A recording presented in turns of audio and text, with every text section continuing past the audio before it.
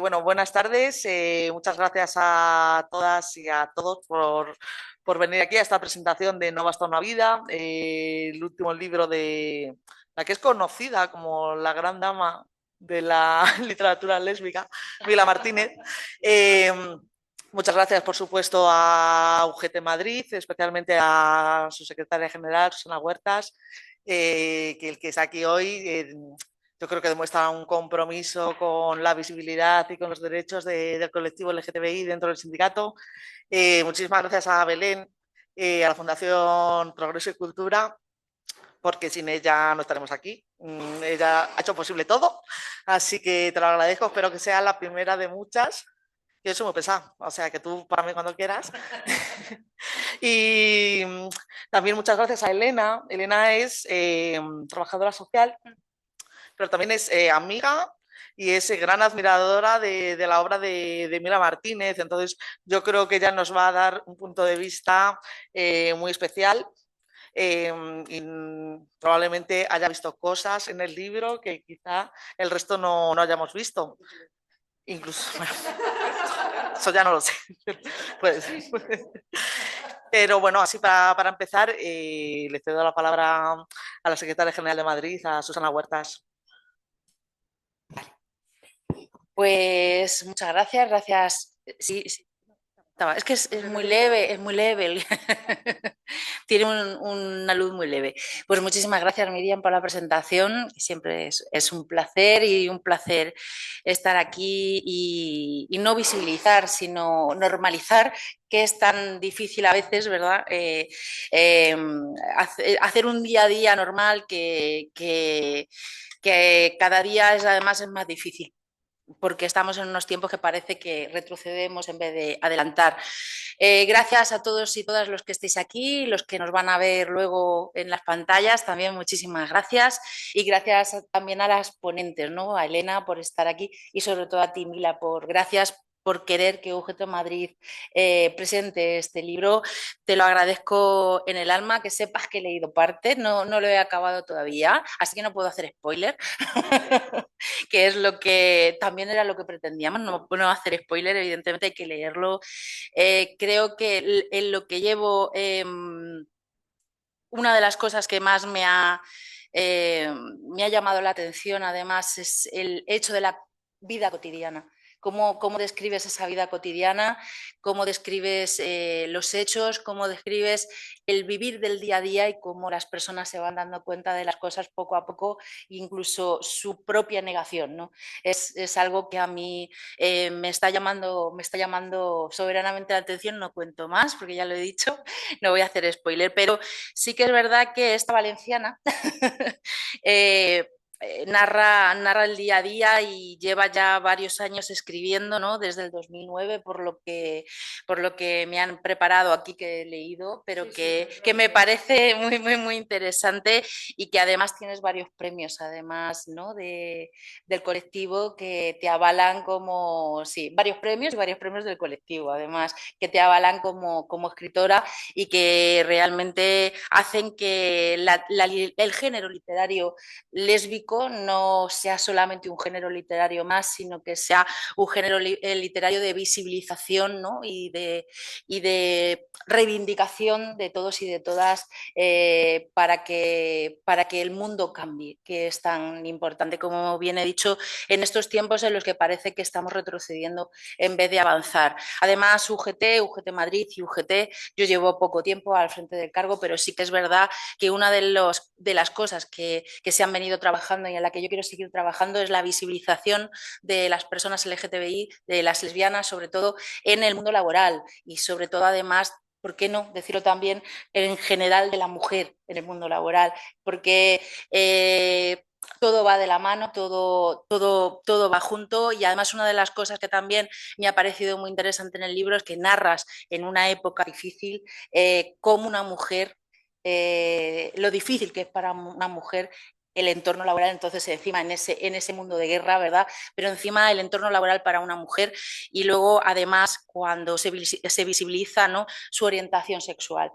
Yo te agradezco de verdad que hayas escrito este libro, te agradezco que nos hayas acercado a mí, sobre todo a ese mundo que a veces queda tan distante, porque sí que el mundo de la mujer es muy amplio, pero el mundo de la mujer lesbiana yo creo que es mucho más interesante y que tenemos que dar muchísima más visibilidad, porque el mundo LGTBI está ahí, pero yo creo que el mundo de la mujer tenemos que potenciarlo más.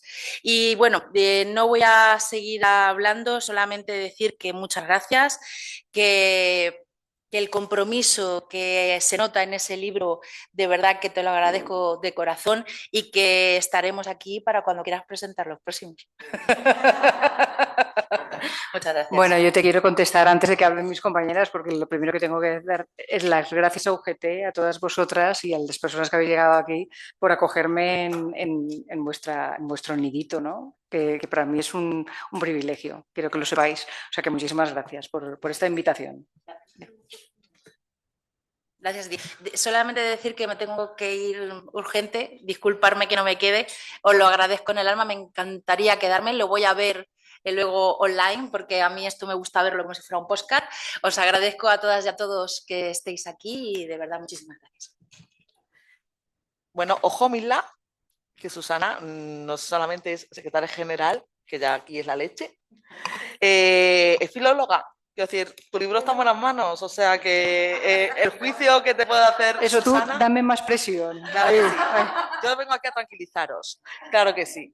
El juicio que te puede hacer Susana es de una profesional, o sea... Por ahora iba muy bien, va con estructura. Estupendo. No, a ver, yo siempre digo, para mí la literatura es una pasión y yo siempre digo una cosa de un libro. Yo dejo que un libro me engañe. Si un libro me engaña, sigo leyendo. Si un libro no me engaña, dejo de leer. Y me has engañado. Así que sigo leyendo. A ti. Bueno, un beso. Gracias, Susana. Bueno, yo en un ratito le haré alguna pregunta. No, da igual. En un ratito le haré alguna pregunta sobre el libro a Mila, que yo me he hecho aquí mis notas, pero bueno, le voy a pasar la palabra a Elena, que ya os digo, desde el punto de vista de amiga, de gran conocedora de toda la literatura escrita por Mila Martínez, seguro que lo que nos cuente nos va a interesar y nos va a abrir una nueva perspectiva. Bueno, en primer lugar, bueno, se acaba de ir Susana, pero sí. En primer lugar, a mí me gustaría dar las gracias a este espacio tan estupendo de la UGT y a vosotras, compañeras de presentación, y en especial a ti, obviamente, por confiar en mí para que presente tu libro y por confiar en mí desde que me conociste. Porque puedo ser muy pesada y un poquito acosadora también, que eso nunca se sabe. Y además, antes de empezar la presentación, quería recordar una de las frases que dijo Clara Campoamor, que además me parece que le viene, que ni pintado el libro que presentamos esta tarde, que dice, la libertad se aprende ejerciéndola. Y creo que es así. Si tú no ejerces tu libertad, difícilmente vas a poder ejercerla. Y antes de continuar, quiero tomarme un minutito para leer algo que escribió Lucía Sánchez Saornil, que fue una de las creadoras de la revista Mujeres Libres, y es el himno de las mujeres libres. Y dice así: puño en alto, mujeres de Iberia, hacia horizontes preñados de luz, por rutas ardientes, los pies en la tierra, la frente en lo azul.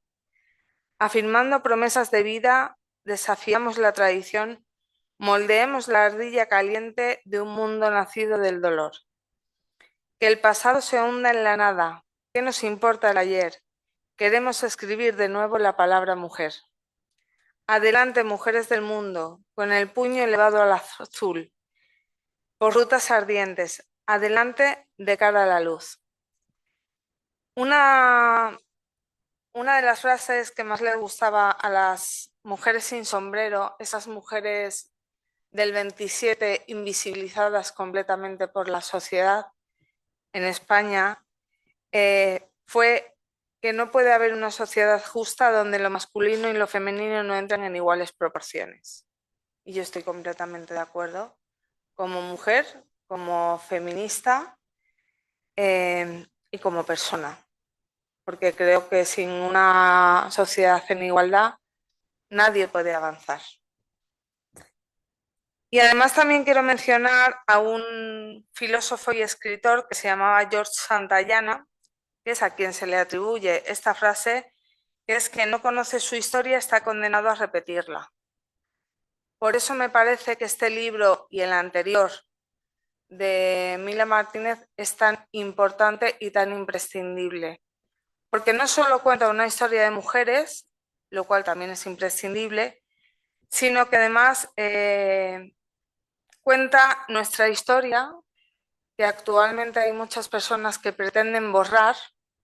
Tenemos los actos de ayer en Madrid, sin ir más lejos, y pretenden borrar una historia macabra que forma parte de la humanidad, aunque esa parte de la historia macabra precisamente lo que intenta borrar es eso, lo macabro de esa historia, de esa humanidad que existe y que si no nos acordamos de eso, estamos perdidas en el futuro, sobre todo las mujeres.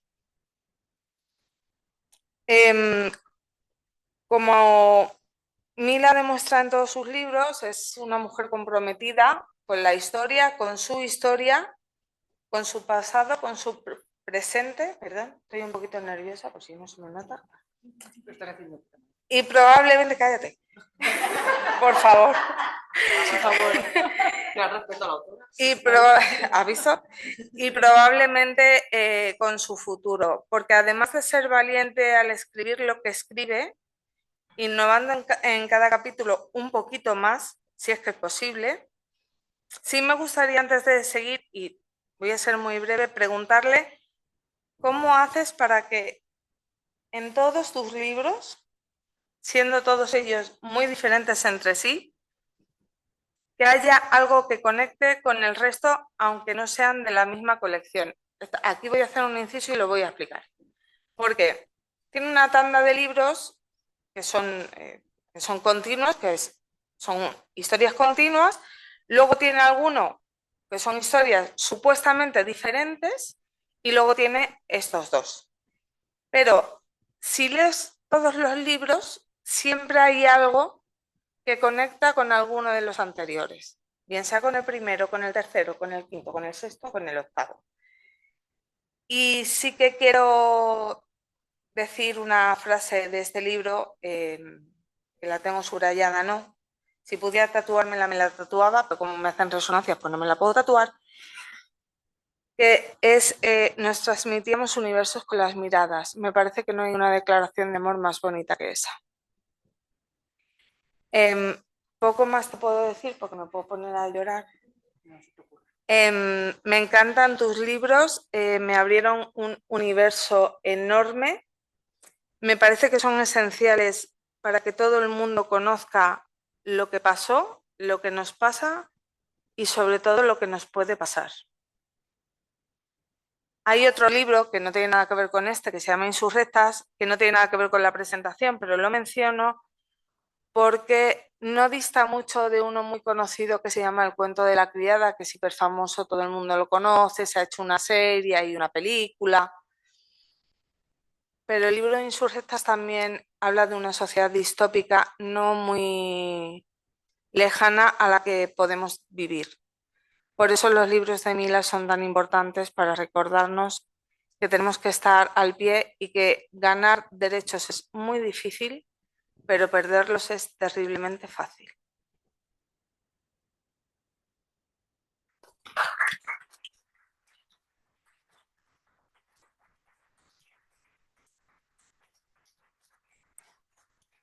Bueno, lo primero que quiero decir es que, claro, he dado las gracias a la UGT y se las he dado a Susana, pero no os he dado las gracias a vosotras dos por estar aquí hablando cosas supuestamente bonitas. Bueno, la verdad que estoy muy agradecida y es un compromiso y yo sé que esto viene desde el cariño. El que estéis aquí ahora, os he metido en un compromiso y viene desde el cariño total y absoluto. Y si quieres te voy a contestar a lo que me has dicho, ¿no? A lo que me has preguntado de esa conexión que tienen mis libros a pesar de ser independientes absolutamente.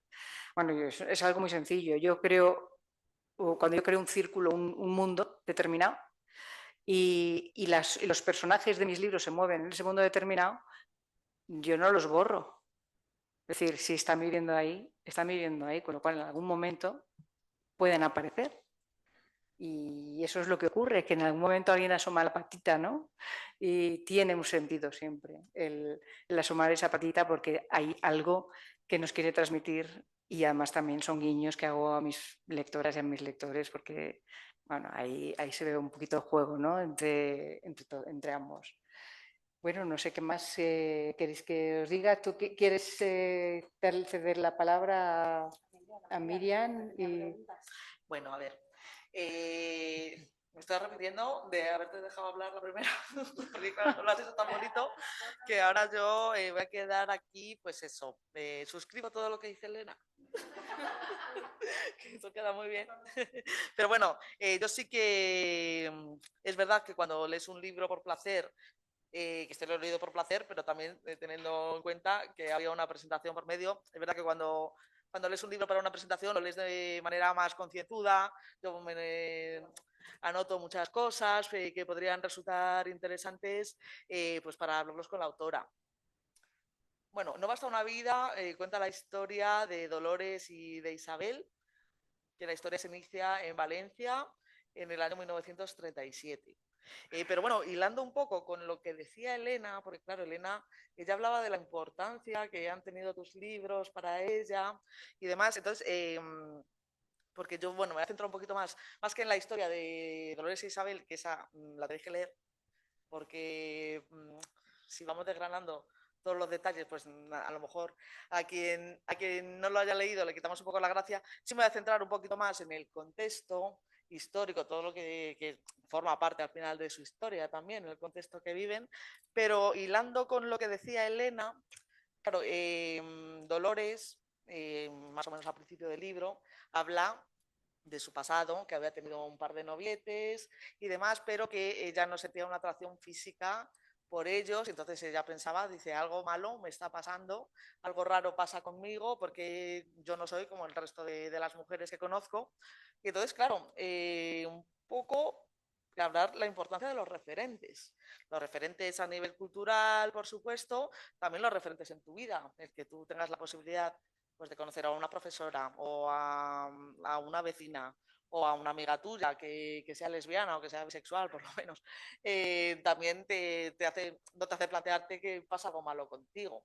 Pero eso es lo que piensa Dolores, porque claro, en la Valencia del 37, una persona de la clase trabajadora que a lo mejor no está metida mucho en el mundo cultural y demás, no tiene ningún referente a mano. Entonces, bueno, si quieres comentar algo de lo que... Efectivamente, vamos a ver, no tiene ningún referente. Ahí está el esfuerzo de intentar meterme en la cabeza de una persona del año 37 con todo ese mundo bueno, pues que la oprime, que bueno, tampoco hace falta tanto, porque vamos, yo soy de una generación en la que el silencio imperaba. Nosotros no podíamos hablar de nada de esto, ni conocíamos a nadie y pensaba, soy la única lesbiana en el mundo. Pues resulta que no, ¿no? Pero sí, fue un poquito duro, ¿no? En la adolescencia y bueno, tampoco estábamos tan lejos en aquel momento. Lo que pasa es que ese ámbito en el que ella se mete le va a ayudar muchísimo. Claro que la sorpresa de sus propios sentimientos, evidentemente, se la va a llevar, porque eso es un trabajo que ella hace consigo misma. Y bueno, lo que pasa es que el verse reflejada en más personas que de pronto aparecen en su vida y que son como ella, claro, le hace ver de otra forma toda esa problemática suya propia, ¿no? Y bueno, pues en ese sentido, así es. Bueno, yo tengo que deciros, a ver, No basta una vida, es una historia de amor, ¿vale? Bueno, es una historia de amor que yo utilizo para contar muchas más cosas. Me imagino que tú querrás decir algo más, no te quiero... Sí, bueno, entre otras cosas, porque Mila, lo que decía Susana es verdad, le han dado diferentes premios, va a recibir uno dentro de poquito, por su labor literaria, y ella es de las que dice, pero a mí ¿por qué me premian? Si yo no hago nada. Si todo lo que haces es disfrutar haciendo lo que haces, bueno, la claro, verdad que te dan un premio, te da como un poco como de cosa, ¿no? Diciendo, encima me dan claro, un premio, ¿no? Si ya disfruto... estás haciendo un ejercicio disfrutando, me parece estupendo, mejor hacerlo disfrutando que hacerlo sufriendo, pero estás haciendo un ejercicio para dar referentes pues probablemente a muchas mujeres jóvenes y quizá no tan jóvenes, y siendo tú misma también un referente. O sea, tu visibilidad al final también es un aporte que le puedes dar a otras mujeres, que mira, Dolores, por ejemplo, no lo tenía. No lo tenía. O sea que... Pero sí, evidentemente la historia principal es la relación entre la historia de amor entre Dolores e Isabel, pero bueno, ellas es que viven muchas cosas, viven un momento un poquito complicado. Sí. Como dije anteriormente, la historia comienza en Valencia en el año 1937, entonces claro, tú eres valenciana, entiendo que conoces Valencia bien, pero claro, no es lo mismo la Valencia de 2025 que la de 1937. Claro, no sé si nos podías comentar un poco todo el trabajo de documentación que has hecho alrededor de la novela. A ver, evidentemente yo tengo muchísimo respeto a la historia y no soy una experta en la historia, con lo cual he tenido que utilizar documentación muy variada. De hecho, en la novela, si tenéis interés, en la última parte pongo la bibliografía básica que he utilizado para documentarme, ¿vale? O sea, que habéis sido muchas cosas. Entre otras cosas, hay un trabajo de investigación de una señora que está aquí presente que hizo sobre los bombardeos en la ciudad de Valencia, visto desde las revistas gráficas de la época. O sea, un trabajón que a mí me ha llevado a ser absolutamente respetuosa con las horas y días de cada bombardeo y los resultados de cada bombardeo que yo cito en la novela. Con lo cual es un mensaje súper importante este. Y bueno, pues sí, hay documentación, evidentemente. No quería decir mentiras. Muchas de las cosas que yo cito en la novela han ocurrido de verdad, porque he estado leyéndome los periódicos de esa época también, muchas cosas muy concretas, ¿no? Y bueno, pero fíjate, el mensaje final, además de toda esa... El mensaje final que yo quería lanzar con este libro es que hay dos cosas que jamás debemos olvidar. Y son dos cosas que genera el ser humano. Una es el amor y la otra es el horror. Y esas dos cosas jamás debemos olvidarlas. Y bueno, pues sí, sin necesidad de hacer mucho spoiler, ahí está reflejado. Sí, hablas tanto del amor como del horror. Además, un horror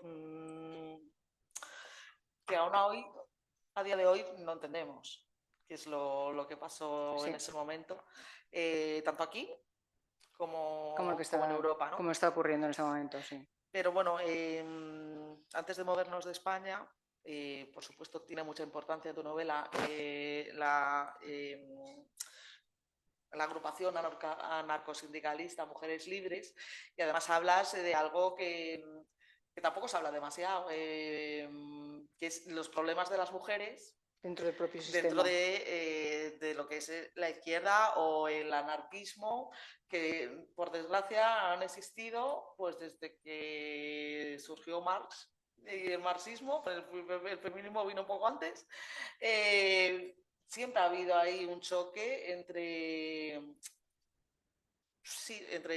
un poco la teoría feminista y las teorías o anarcosindicalistas o marxistas, y eso que a priori podría parecer un espacio mucho más seguro que un espacio pues, más fascista, evidentemente. Entonces, bueno, no sé cuál es tu valoración de lo que nos cuesta a las mujeres encontrar un acomodo casi en cualquier sitio. Sí, no. Sí, claro. Justo a colación de lo que estás diciendo, yo que actualmente doy talleres a mujeres de empoderamiento, sí. Hablándoles de la generación del 27 y de las mujeres sin sombrero, ellas me decían, qué guay que hubiera mujeres que fueran amigas e intelectuales de Lorca, de Alberti, de Dalí, de Buñuel, de Miguel Hernández, y pudieran salir todas con ellos. Y luego se daba una cosa muy curiosa, que en el momento que ellos hacían alguna antología o alguna exposición, ellas no aparecían. Es decir, Cernuda y todos ellos, que eran muy progres, muy de izquierdas, muy republicanos todos, muy amigos de ellas, las defendía muchísimo, cuando iban a hacer una exposición o iban a presentar algo, a Maruja Mayo, a Ernestina Champurcín, a Lucía Sánchez Aornil, a Clara Campoamor, a Victoria Ken, no las nombraban. Y hay algo mucho más potente que eso, o sea, que lo sabemos, que sí, está en un entorno de izquierda, es un entorno de la República, de toda esta ideología, pero cuando llegaban a sus casas, seguía estando el patriarcado en sus casas. O sea, así, o sea, a nivel genérico sí que existía esa ideología, ¿no? Y esa libertad y esa igualdad, pero luego cada uno en su casa estaba con su marido y bajo ese semiyugo falso, la falsa libertad que tenían. Por eso es curioso esto, porque dentro del propio movimiento, cuando una de las escenas que yo relato ahí es cuando están cabreadas las mujeres libres, porque el propio movimiento anarquista no las admite como o sea, como una unidad independiente. O sea, no, vosotros estáis aquí metidas y que vais a ser independientes. Esto no nada, vosotros aquí con nosotros y ya está. Y así no hacen ruido ni pueden influir de una forma determinada, ¿no? Hay momentos, hace poco fui a ver la obra de teatro de Josefina, que fue mujer de Miguel Hernández, y ella le decía que estaba encantada, que estaba muy enamorada de él, que estaba encantada con que él fuera su marido, pero que él tenía la posibilidad de irse a Madrid, pues con Lorca, de compartir esos espacios de cultura con esta gente tan moderna, pero que la que se quedaba en su pueblo era ella, y que a quien insultaban era a ella, con su hijo, a quien la llamaban puta, a quien no la dejaban comprar por roja, a quien la insultaban por defender a su marido era a ella. Y entonces ella, que hace un soliloquio durante toda la obra de teatro, que es una pena que ya la hayan quitado, fue en muy pocas sesiones, ella dice que ella se enorgullece mucho de ser la mujer de Miguel Hernández, pero que él tiene una parte egoísta, que es lo mismo que decía Zenobia Camprubí, de, claro, yo estoy casada con un intelectual, pero es que yo también tengo un cerebro. Y a mí nadie me está reconociendo que tengo un cerebro, y a la que insultan es a mí, porque tú te puedes ir a Nueva York, tú te puedes ir a Madrid, tú sales de este pueblo, pero la que se queda aquí soy yo. Le pasa como a la protagonista de La trinchera infinita, que está a los 40 años, que su marido está metido en el agujero, que no es fácil vivir en un agujero, pero es ella la que tiene que dar la cara. Pasó una cosa muy curiosa con la primera mujer de Albert Einstein, muy rápido lo cuento. Albert Einstein era un maltratador. Hay un escrito en el que Albert Einstein escribe una serie de puntos que su mujer debe cumplir, o si no, le pega. Desde llevarle las sandalias y las babuchas, como se dice en mi tierra, al sofá para que no ponga el pie en el suelo, para ser que se enfríe o algo. De ahí la teoría de la relatividad, ¿no? Claro. Y efectivamente es que la teoría de la relatividad la pudo sacar adelante con su ayuda. Con su ayuda, porque además ella intervino mucho en esa investigación. O sea, eso es lo que la gente no sabe. Que no sabemos muy bien si realmente no partió más de la mujer que de él. Yo sí los he leído y partió más de ella que de él. Bueno, y si nos centramos, que hemos cortado a Miriam. No, todo súper Es interesante. que tenemos ahí una parte, estamos en la primera parte todavía. Además, Ya. claro, estábamos hablando de la desigualdad Claro. entre hombres y mujeres. No, sí. Y por desgracia, es que podemos hacer otra mesa solamente para hablar de ejemplos claro, de desigualdad vas tirando el entre hilito. hombres y mujeres. Yo también voy a ir un poco rápido por el hecho de no hacerlo esto demasiado pesado y también por si la gente quiere participar. En tu novela, pues eso, aparte de la historia de amor entre Dolores e Isabel, se entremezcla la historia. Entonces aparecen o se nombran a personajes históricos, pues como Lucía Sánchez Saornil o como Guerra Taro. Por ejemplo, Guerra Taro también bastante visibilizada por Robert Capa, pero bueno, que ya me la habéis puesto un poquito a huevo. Pues se habla de batallas o de eventos que ocurrieron durante la Guerra Civil, como la batalla del Jarama, se habla de Teruel, se habla, pues eso, en Valencia no se podía dar la luz, pues por el tema de los bombardeos y demás, las alarmas que había. Y por terminar de un poco de lo más doméstico, hablas del exilio. Entonces ahí claro, nos hablas de lo fácil o difícil que era conseguir un vehículo, de los salvoconductos, porque claro, el exilio al final, porque claro, por desgracia, para los que perdieron la guerra, las penurias y el sufrimiento no terminan con la propia guerra. Hay personas que marchan al exilio, hay personas que mueren intentando marchar al exilio, como le puede pasar, bueno, Antonio Machado acaba de cruzar a la frontera, su madre también murió, y otros muchos que no conocemos absolutamente de nada, por supuesto. Hay personas que terminaron en campos de concentración franceses para terminar en campos de exterminio alemanes. Hay personas que se tuvieron que quedar porque no tuvieron la posibilidad de irse al exilio y sufrieron la brutal represión del régimen franquista. Entonces, bueno, quería que me contases un poco, sobre todo el tema que es más curioso, ¿no? El tema de los salvoconductos y demás. No sé cómo lo has preparado para la novela. Pues buscando ver, porque efectivamente cito ahí, no me acuerdo cómo se llama, el personaje que en ese momento hacía los duplicados. O sea, son personajes reales que existían entonces, que se encargaban, había toda una red de falsificación de todo. O sea, tú les dabas un original de alguien y entonces te falsificaban absolutamente de todo, pero eran genios. Y bueno, pues una de las formas de Rierita, ¿no? Creo que se llamaba, o algo así, ¿no?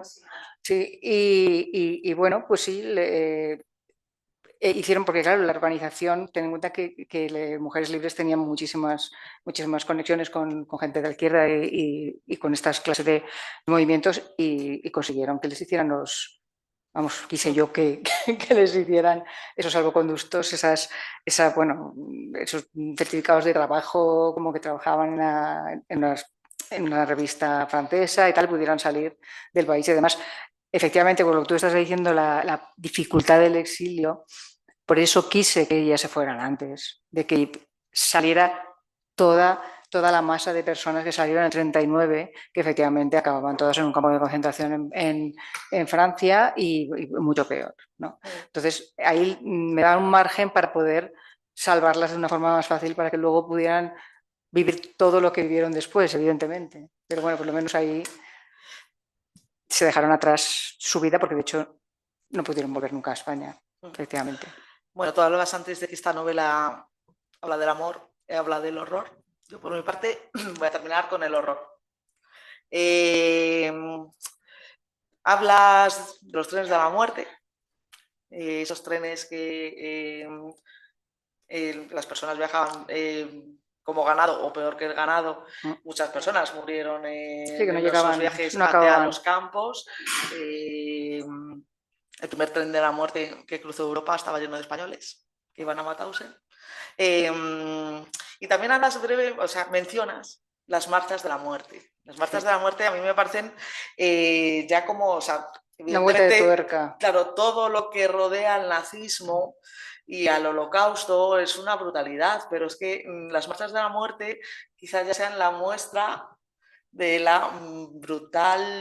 brutal comportamiento que tuvieron las personas que trabajan en los campos con los presos y las presas de allí, porque bueno, las marchas de la muerte, cuando los nazis empiezan a sentir el aliento en el cogote, pues ya sea de los soviéticos por el norte. La cuestión era matarlos de alguna forma, entonces claro, vamos a llevar los kilómetros a través de la nieve y a ver si se mueren por el camino y sí, no... pero todos tengo una curiosidad, porque claro, iban trasladando a las personas de un campo a otro. Pero está documentado que a lo mejor tenían que trasladarlos, pues a lo mejor estaban en Hungría y tenían que trasladarlos a un campo de la República Checa, por poner así un ejemplo, y a lo mejor la distancia eran 70 kilómetros. Y les hacían dar tales rodeos que a lo mejor hacían 300 kilómetros en ese tipo de marchas. Y está documentado, porque después muchos dijeron, yo cumplía órdenes, que eso no eran órdenes. Eso salió de la propia iniciativa de la mayoría de las personas que trabajan en los campos. Por eso también el poner de relieve que es la crueldad extrema, no solo de personas que nos podemos pensar que eran como autómatas, que solo cumplían órdenes, eran personas que disfrutaban de ese sadismo. Y yo te pregunto, ¿con qué cuerpo o cómo se te quedaba el cuerpo al afrontar este tipo de episodios? Pues imagínatelo. Porque además, fíjate, lo que tú estabas hablando, la propia crueldad, había gente mucho más cruel dentro de los que estaban allí, que eran víctimas también. O sea, que los convertían en jefecillos para reorganizar aquello. Eran muchas veces mucho más crueles que los propios nazis. Y claro, ahí te saca, en esos momentos te saca lo mejor y lo peor del ser humano, está ahí. Y se la muestra. Y bueno, pues yo cuando he escrito este episodio, bueno, ya sabréis un poquito por dónde va el tema, ¿no? Ya, es imposible no hacer spoiler en esta presentación porque es que es muy complicado, pero bueno, no es lo mismo el saber que voy a tocar ciertos temas que leerlo, ¿vale? Yo espero que todo vaya de una forma que os atrape, ¿no? De alguna forma. Pues toda la documentación que yo he estado leyendo con respecto, que me he preocupado de leer, porque evidentemente hay mucha información sobre el tema nazi, sobre el tema de los campos de concentración, pero sobre todo hay dos libros que me han marcado mucho, que salen en la bibliografía, que son dos libros escritos por mujeres que han vivido y han sobrevivido al campo. Con lo cual, esa información es absolutamente maravillosa, porque te dan unos detalles tremebundos que es que solamente cuando lo lees te puedes dar cuenta del alcance que tenía y de la importancia que tenía salir de allí vivo, por lo menos vivo a nivel físico. Porque las secuelas psicológicas, eso lo van a tener todo el resto de su vida, que no sé cuánto, mucho o poco sería, porque, por ejemplo, uno de los libros en los que yo me he basado, que se llama Los 999 mujeres de Auschwitz, ¿vale? Que son las... del país este que se iban... Ay, ¿cómo se llaman las...? Están al lado de Polonia. Las cogieron para llevárselas allí. Ucrania. Al lado de Polonia, Ucrania. No, más para acá, las yugoslavas, vamos. Vale. Entonces, recogieron a 999 mujeres, engañándolas, diciéndoles que tenían un trabajo, porque entonces en aquel país había una miseria, entonces las familias a sus hijas súper adolescentes, pues claro, les dijeron que iban a trabajar en fábricas de zapatos, no sé qué, y entonces las metieron en los vagones a 999 mujeres, las llevaron allí directamente a Auschwitz. Y creo que salieron 26 vivas después de todo el periplo, de las 999. Pero claro, te cuentan la historia, las personas que han sobrevivido son las que cuentan exactamente todo lo que ha ocurrido allí, lo que vivieron y lo que sufrieron allí. Es que es el horror más absoluto. Y claro, parte de esas cosas evidentemente las cuento. Sí, claro, además siempre asociamos el Holocausto o los campos de exterminio con los judíos, que evidentemente en número fueron muchísimo mayor que el resto, pero bueno. Perdona, las eslovacas, las que iban para allá. Efectivamente, es que no me salían. Pero es verdad que hay otro tipo de personas, pues ya fuesen por tema de ideología. Los españoles eran apátridas, porque Franco dijo, estos no son españoles, tampoco eran alemanes ni franceses, evidentemente. Yo cuando estuve en Birkenau, me dijeron, aquí ingresaron 21.000 gitanos, murieron 20.000. O sea, quiero decir que en tema de porcentaje también ha habido pueblos o personas con cierta ideología o con orientaciones sexuales y tal, que se salen un poco de la norma, que también sufrieron y lo pasaron mal. Si te das cuenta, yo apenas cito a los judíos en el libro. O sea, no me centro en los judíos, me centro en un montón de gente que está metida en esos, que son de procedencia muy variada, pero no he querido centrarme porque es que además no me da la gana, coño. Porque ya está bien, es que Sí. Tal como está la historia hoy en día, no quería centrarme en los judíos. Palestina libre, ¿no? Sí. El caso es que bueno, pues eso, que quería transmitir el horror que somos capaces de generar los propios seres humanos. El horror. Y por supuesto, sobre todo porque yo sé que tengo lectores y lectoras muy jóvenes y estas cosas las tienen que leer aunque sean engañados con una historia de amor. Porque es preciso esto que no se olvide jamás, porque se está volviendo a repetir y se va a volver a repetir desgraciadamente. Y estamos ahora mismo encauzados hacia una sociedad y un mundo muy complicado, y sabemos que todo vuelve, y todo vuelve, claro, un pasito más, cada vez nos vamos deshumanizando más y es horrible, si lo tenemos, es que esta historia es de hace nada. Es que hace nada que pasó esto.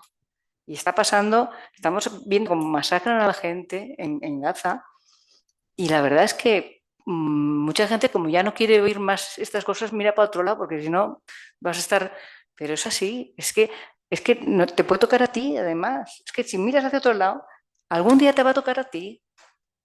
Es que solamente por egoísmo propio deberíamos de tener cuidado con la gente y tener la responsabilidad de apoyar a la gente que sufre solamente por un tema absolutamente egoísta. Es como el tema de las vacunas. Vamos a ver. Y de no atender, no, las vacunas no, pero mira, no atender a la población que no tiene tarjeta sanitaria, tal y cual. Solamente por un tema egoísta, estamos difundiendo, o sea, si a la gente no la atiendes, tienes un problema de salud pública bestial. Bestial. Así de claro, porque es que esta gente, si no la atiendes y no la curas, va a estar difundiendo enfermedades que ya incluso desaparecidas. Es decir, es que, pues, en el mismo sentido, tenemos que estar apoyando, intentando evitar lo más posible todas estas barbaridades. Porque es que el mundo es de todos y estamos cada vez más conectados unos con otros. Y todo lo que nos pase aquí, nos está pasando aquí. Nos demos o no nos demos cuenta. O sea que nada, espero que disfrutéis mucho de mi libro. Muy interesante. A pesar de que parezca que es un dramón, Es comedia. Es comedia. Sí, tiene sus momentos. Sí quería decir que cuando tú dices que el libro tiene una historia de amor, yo creo que tiene varias. Muchas. Sí, porque hay un amor entre amigas. Que hay muchos tipos de amor. Y para mí la forma más bonita del amor es una amistad. Y yo creo que este libro es una gran historia de amor entre amigas y una gran historia de sororidad, que me parece una forma de amor maravillosa. Muchas gracias por haberlo escrito. Y muchas gracias por haberlo leído y haber hecho ese análisis y haber dedicado... Bueno, que hemos acabado. No hemos acabado. Lo más importante es que a lo mejor las personas que han venido a verte, Mila, quieren comentarte algo o preguntarte, o a Elena incluso. Pues aquí estamos. O sea, pero tú te lo sabes casi mejor que yo, ¿eh? Porque creo que se lo ha leído 3 veces. 3, ¿no? Tú eres consciente de eso, ¿no? Sí. O sea, que aún te acuerdas de más cosas que yo, el libro. Pues, por favor, sentíos libres de participar. Sí, yo una cosa que te quiero preguntar es, Se oye fenomenal. Tiene una voz potente. Vale. Vale, yo quiero preguntarte que ante toda esta amalgama de realidad a la que hemos asistido, es preguntarte, ¿y los personajes del libro son absolutamente ficticios todos? Bueno, hay personajes reales, evidentemente. Yo estoy citando también a gente real. Mis personajes principales son todos ficticios, ¿vale? Pero los que interaccionan con ellos, de hecho, bueno, en Valencia, por supuesto, hay personajes, cita personajes reales. En la zona, en París, hay personajes reales que salen, y en la zona cero, esta zona horrorosa, hay personajes reales que yo he citado, por lo menos la doctora, esta que la Van Sispal, es una de las que citan efectivamente, y los cabrones estos de médicos que están allí, así de claro, también los cito con sus nombres reales. O sea que sabemos que esas barbaridades las hizo gente con estos nombres y estos apellidos. O sea, sí que hay. Venga. Bueno, primero que nada, enhorabuena. Y Muchas enhorabuena a las gracias. tres por esta gran presentación. Yo tengo una pregunta, no sé si se va a entender, pero es la siguiente. ¿Mila Martínez hubiese sido capaz de vivir la historia que ha escrito? Uf, qué fuerte. Vamos a ver, si uno hubiera tenido más remedio, es que sabes qué pasa, que solamente en el momento que te encuentras en esa tesitura sabes lo que puedes hacer y lo que no, lo que eres capaz.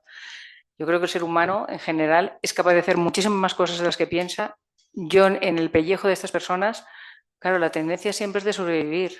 Entonces, no te puedo decir, o sea, si no, yo ojalá nunca me tenga que encontrar ni ninguno de los que estáis aquí, nos tengamos que encontrar en ese momento, ¿no? No lo sé. Yo, a ver, si hablo desde mi punto de vista, yo intentaría sobrevivir, intentaría luchar, intentaría no dejarme avasallar, intentaría hacer todo lo posible por la libertad.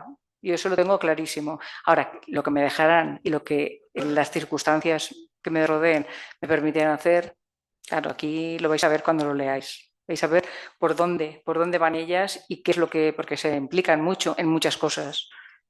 O sea que lo que pasa es que, claro, que hay veces que no se puede. Hay veces que no se puede contra los elementos, ¿no? En fin, lo vais a ver. Pero sí, yo creo que es uno de los temas de la novela, es la gran lucha por la libertad. ¿Eh? Eso sí. José, esa pregunta me la traes a mí, que haber chivado. Claro, vamos a ver, por favor. Muchas gracias. A ti. Bueno, yo tengo otra pregunta que es que se me ha olvidado, pero que es más amable. Inicias cada capítulo con una cita pues, de alguna novela, de algún relato. ¿Por qué? O sea, ¿por qué justo lo que has escogido y a las autoras que has escogido? A ver, he escogido autoras y algún autor a los que yo quería hacer un homenaje, porque sí, una de ellas, ¿vale? Porque quería hacer un homenaje a gente que creo que se lo merece, gente valiente que está escribiendo cosas interesantes, y entonces las citas he buscado, me preocupa, evidentemente solamente he podido sacar a la gente a la que le he leído las novelas, y he citado buscando algo que tuviera referencia con el capítulo que estoy narrando, y he hecho ese trabajo de citar a muchos amigos y amigas mías que escriben y que se han comprometido con todo lo que han expresado en sus obras. Así que bueno, ahí va el homenaje a mis amigas.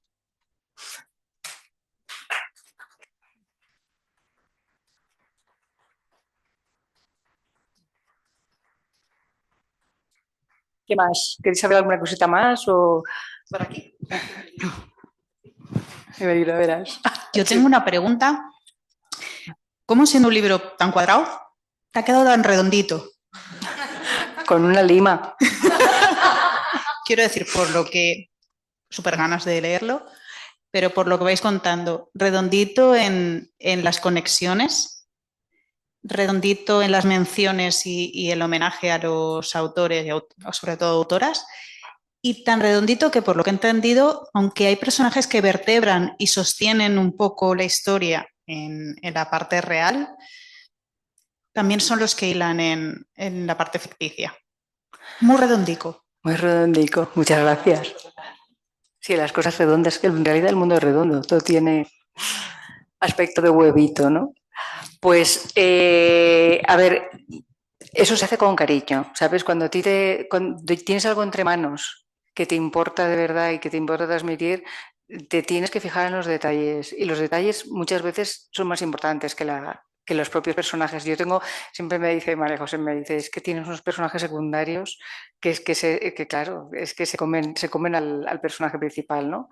Pues es verdad, pero porque es que nosotros vivimos nuestra propia historia, somos protagonistas de nuestra historia, pero a nuestro alrededor hay muchísima gente interesante que te hace que tú seas lo que eres y actúes y que ese entorno es lo que da realidad a lo que tú estás contando, porque una historia entre dos personas es una historia que es lineal, ¿no? Entre una y otra, porque aquí hay mucha gente que interviene, que matiza las cosas y da una perspectiva tridimensional a todo el relato. Y todas esas cosas yo creo que con el tiempo aprendes a hacerlo, ¿no? Incorporar gente que te hace ese redondelito, ¿no? Que te da un sabor distinto al relato. Yo creo que se trata de eso, claro.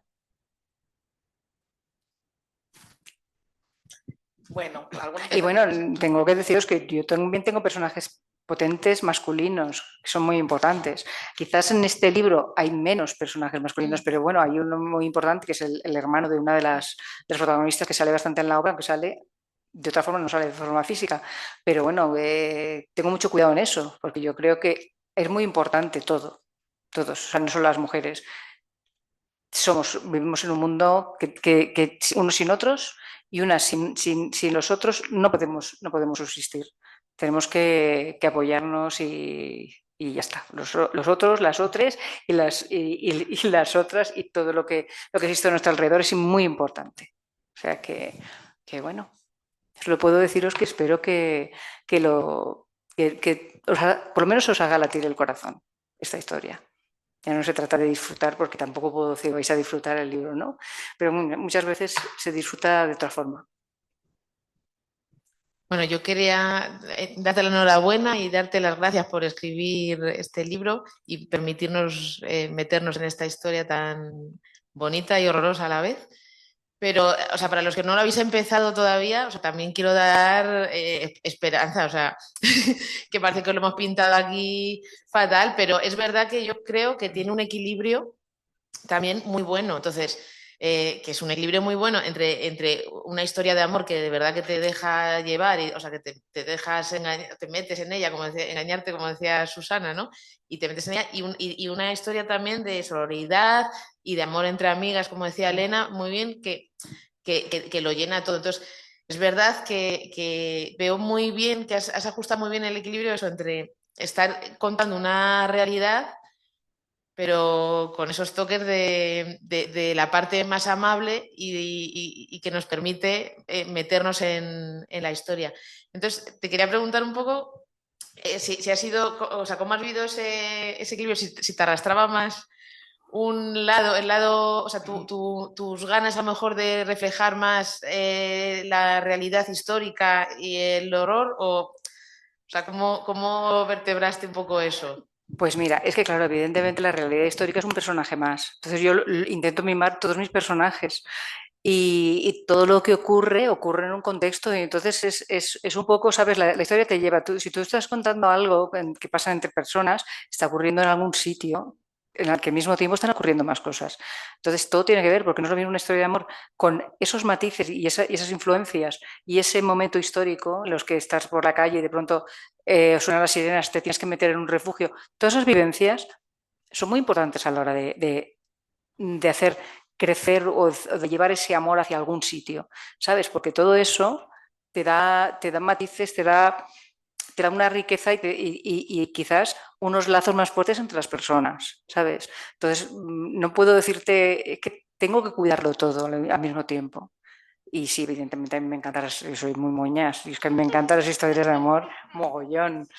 Pero claro, yo me di cuenta cuando empecé a escribir, y así que yo, todo lo que tú quieras, ¿no? Historias de amor y muy chulas y no sé qué, pero de pronto me di cuenta que la gente me leía, porque yo pensaba que esto era muy enanista, y tú haces una historia y la sueltas y la lee alguien, pero claro, la gente te lee.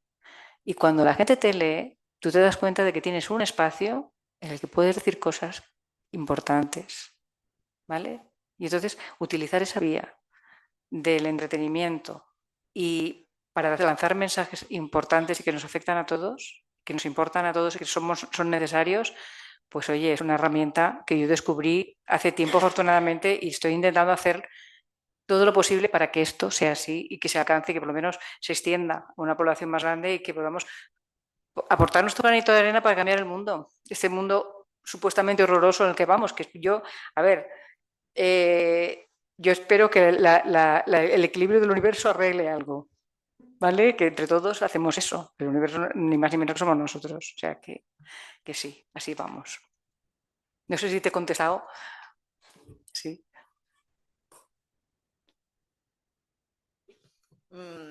Bueno, ¿nadie más? Pues nada, solo me queda dar las gracias a Mila. Yo creo que nos has dejado, bueno, a mí no, porque ya me lo he leído, pero has dejado al resto con la miel en los labios. Muchísimas gracias a Elena también por la presentación que ha hecho, por supuesto, gracias a Belén y sobre todo muchas gracias a todas vosotras y todos vosotros que aún con el calor que hace afuera habéis decidido venir aquí a UGT a ver la presentación de este libro. Así que nada. Se agradece muchísimo que utilicéis el tiempo con la cantidad de cosas que hay que hacer en venir a una presentación de un libro. Esto no tiene precio. Pero os lo digo en serio, gracias miles y gracias por esas maravillosas presentaciones que me habéis hecho las dos. Bueno, ahora a leer. Ahora a leer.